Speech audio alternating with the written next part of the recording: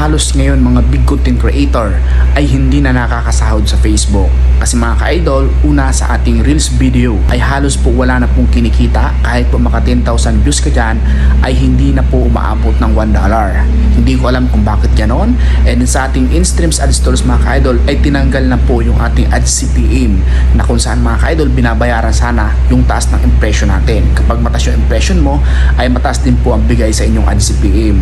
And bukod dun mga ka-idol ay babayaran ka pa sa views nyo dahil may mga ads pong lumalabas. Ibig sabihin kapag marami po kayong views sa inyong video, mas malaki po yung earnings nyo. Halos mga big content creator ngayon mga ka-idol ay nalulungkot na dahil yung iba nag full time at ngayon mga ka-idol ay hindi na po sila nag-consistent na sumasahod sa Facebook. Salamat pa rin ako mga ka-idol kasi ako meron pa rin pong nag-viral na video. Umabot pa rin po mga ka-idol ng 7.9 million views. Kaya noong November po mga ka-idol ako pa ay sumahod pa rin. At ngayong December, Noche Buena, ayan. So sasahod pa rin po tayo mga ka-idol. Ayan, pasalamat pa rin tayo dahil meron pa rin pong nag-viral. Pero mga ka-idol, ito po ay real talk lamang. Kaya kung ikaw mga ka-idol nag full time sa Fugu Vlog, kailangan mo mag-create or mag-invest ng ibang business para po ikaw ay makasurvive. And syempre doon po sa mga nagbabalak na mag full time, please wag po muna ngayon dahil mahina po ngayon ang kitaan sa Facebook. So hindi ko alam kung bakit ganon. Maaari daw na naghirap nga daw si ating boss.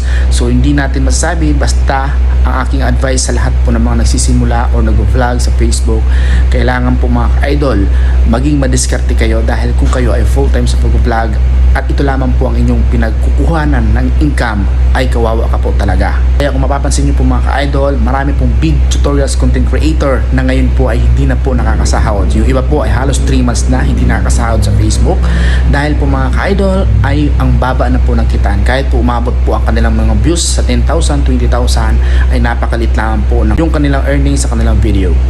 Kaya ang pinakamagandang gawin ngayon mga ka-idol, kung ikaw ay full-time vlogger, mas maganda na mag-create ka ng business na pwede nyo pa po mga ka-idol pagkakitaan. Kaya kung gusto mo magkaroon ng business, mag-PM ka lamang sa akin dahil pwede kitang offeran nito at kung magustuhan mo, pwede natin tong trabahuin. Siyempre mga ka-idol, sa ating Fugu Vlog ay kailangan mo lang i-enjoy dahil marami ang naiinip kaya sumusuko.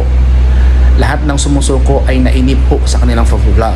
Basta ang sekreto dito mga ka-idol para tumagal ka at maging matagumpay ka sa Fugu Vlog, enjoy lamang and be consistent po sa pag-upload ng mga video para pagdating ng araw, kung hindi man ito para sa iyo ang taong ito, baka 2024 para sa iyo, ikaw naman ang kumita na malaki sa Facebook.